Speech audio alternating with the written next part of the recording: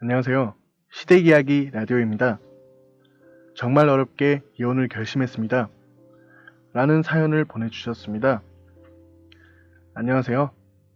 저에게는 눈에 넣어도 아프지 않을 100일 된 딸이 있고 세상에서 둘도 없이 사랑하는 남편이 있습니다. 연애하는 내내 저를 보면 항상 뭔가 뭉클한 게 눈물이 날 것만 같고 만지면 달아 없어질까 두렵다는 그런 남자입니다.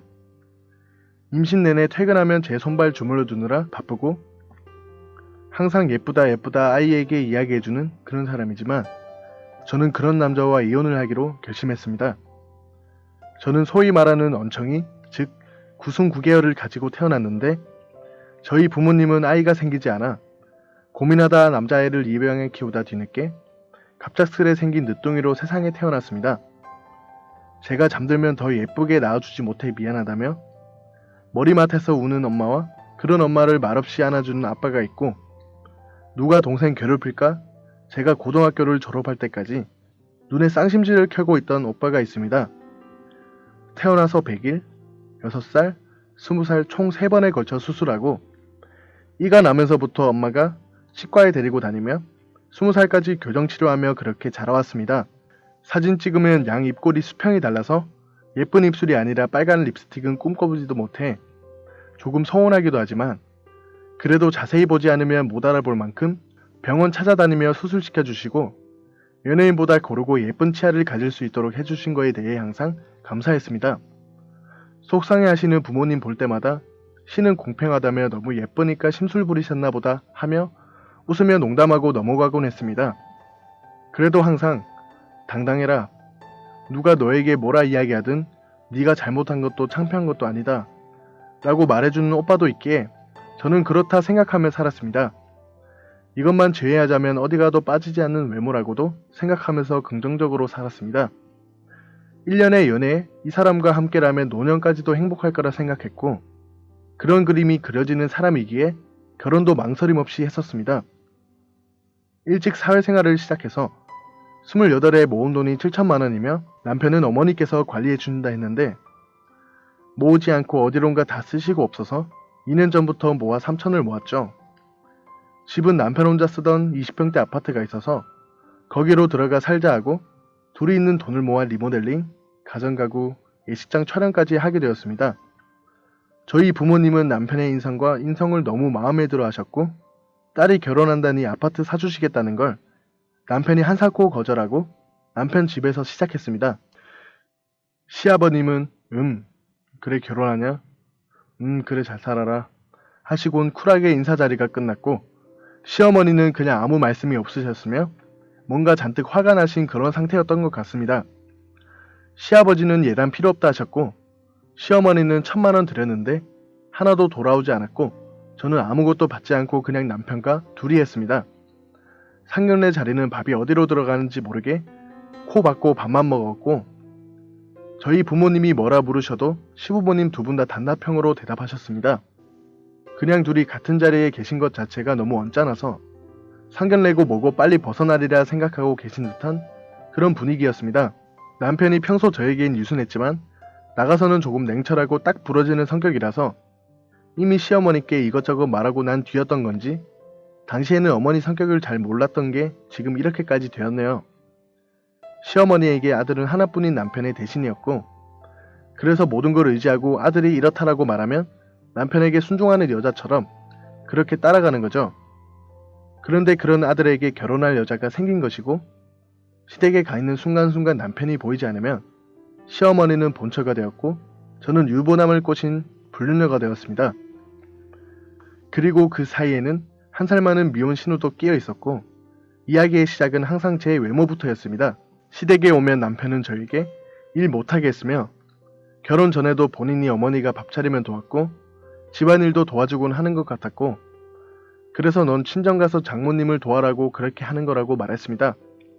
그런 남편이 잠시 담배 피러 나가면 온갖 비난이 쏟아졌고 병신을 데려와서 저 병신 같은 걸 모시고 사니 내가 속이 터져 죽겠다 하시며 작은 말도 아니고 곡하듯이 크게 말씀하셨고 신우도 옆에 앉아 거들었습니다.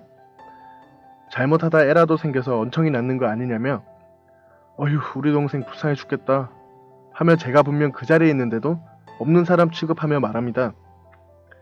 이게 한두 번이 아니고 갈 때마다 매번 해왔고, 그러다가 남편이 들어오면 무슨 일 있었냐는 듯이 살갑게는 아니고 마지못해 챙기는 듯이 챙겨주셨습니다. 자주 가는 시댁이 아니었기에 그냥 참아낼 수 있어서 한 달에 한 번쯤은 갔지만, 갔다 오면 마음이 너덜너덜 만신창이가 되고 울고 싶지만 꼭 참고 집에 와서 새벽에 혼자 울고는 했습니다. 그러다 임신을 했고 5개월에 갑자기 아이의 심장이 뛰지 않아 유산이 되었고, 그 전까지 임신을 한 상태에도 그런 도건들은 계속되었으며 저는 그냥 못 듣는 척 있었죠. 유산 이후 3달 만에 조금 추스리고 갔는데, 남편이 근처 마트에 과일을 사러 간 사이 신우가 와서 말했습니다. 아기 만들 생각하지 말고 피임을 자르든 자궁 떼어내든 하라며, 아이 가지면 병신이 나올지도 모르잖아. 그러면 동생은 이혼도 못하고 애 때문에 매달릴 거고, 지금은 눈에 뭐가 쓰여서 그러는 것 같은데 그거 벗겨질 때까지 아기 가질 생각하지도 마. 임신했단 얘기 듣고 나랑 시어머니가 얼마나 가슴이 철렁한지 알아? 조금 미안하지만 잘못되라고 기도도 했고, 너도 네 분수를 잘하면 무슨 소린지 알지? 라며 말을 뱉는데 참을 수가 없어 그대로 나와버렸고, 문 닫는 순간 항상 자신감을 가지라며 다독여주던 오빠와 부모님이 생각나서 눈물이 막 나더라고요. 아파트 입구에서 남편 만나고 울고 있는 거 보더니 놀래서는 물어보길래 저도 참을 수 없어서 다 이야기했습니다. 남편은 부들부들 떨면서 손 꼭 쥐고 미안하다고 그러는데 저 그렇게 무서운 눈빛은 처음 봤습니다. 그러고 바로 집에 갔고, 그 다음날 남편이 퇴근하고 시댁에 가서 난리를 쳤는지 뭐라 한 건지 저녁에 신우에게 미안해 올게 이렇게 딱 5글자에 마침표를 찍어 문자를 보냈더군요. 남편이 다시는 네가 가는 일 없을 테니 신경도 쓰지 말라 했고, 이후로는 정말 행복하게 잘 지냈습니다. 2달 후에 다시 임신을 했고, 남편은 해외 출장도 사정사정 돌리고는 임신 내내 정말 거짓말 조금 보태어 하루도 행복하지 않은 날이 없었습니다. 막달에 회사에서 일하는데 배가 싸하게 조금 아팠고, 예정일 2주 전에 출산휴직을 신청해둔 상태라 3일만 더 나가면 되는데 그날 좀 계속 아프더라고요.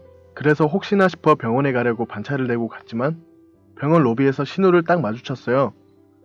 신우 친구가 아기를 낳은 건지 조리원과 같이 있는 병원이었는데 신우도 친구 3명이랑 같이 있더라고요. 아는 체를 안 하기도 뭐했고 하기도 뭐하고 그래도 멀리서부터 뚫어져라 쳐다보고 있기에 인사를 했더니, 내가 그렇게 임신하지 말랬더니 조용히 만들어서 다닌 거니? 와, 네가 병신 나오면 내 동생을 어떡하라고? 하며 소리를 지르더니 신우 친구들이 말리면서 억지로 끌고 나가버리더라고요. 사람들은 다들 저를 힐끗힐끗 바라보고 전 아무것도 안 했는데 엄청 잘못한 것처럼 숨고 싶고 울고 싶고 화장실에 들어가 한참을 울다가 실신했었던 것 같네요. 일어나니 애가 입이 나와 있었고 남편은 반쯤 울상으로 제 옆에 있었으며 정신은 잃었는데 양수가 터져서 제왕절개로 아이를 낳았습니다. 근데 남편 얼굴 보는 순간 가슴이 그렇게 아팠지만 그래도 좋은 마음 먹자 싶었고, 산후조리는 친정엄마가 꼭 해줄 거라 하셔서 집으로 왔습니다. 그때부터 2달간은 마음이 너덜너덜해진 바람에 하루하루가 지옥이었었던 것 같습니다. 시어머니와 신우가 돌아가며 문자로 악담을 퍼붓는데 친정엄마께는 말씀도 못 드리겠고, 마침 남편은 임신 내내 미뤘던 해외 출장 2개월을 친정엄마 계시니 미안하단 말을 거짓말 섞어 1000만 번쯤은 하고 갔습니다. 시어머니와 신우 번호를 차단했더니 다른 번호로 보내고 스트레스에 초유만 겨우 먹이고 저지 말라버렸어요.